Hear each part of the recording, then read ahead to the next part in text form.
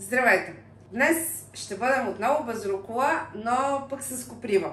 Пролет е и ще приготвим една вкусна копривна супичка с много зелен лук, малко морковче. За начало ще трябва да попарим нашата коприва. Това са 200 грама коприва, които предварително почистих листата, като използвах ръкавици. И сега ще я попарим. Заливаме с вряла вода и ще оставим за 10 минути.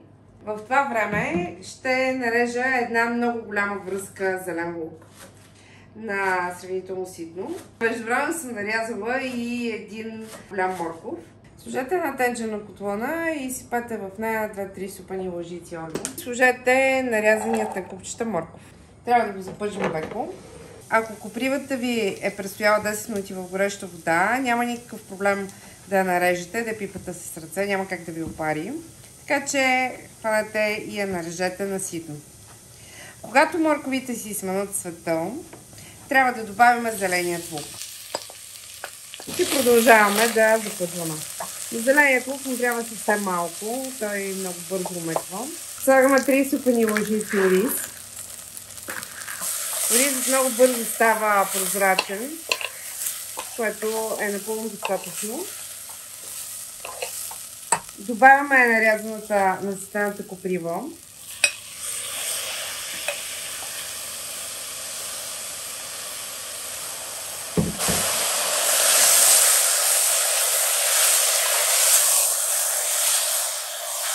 И литър и половина гореща вода.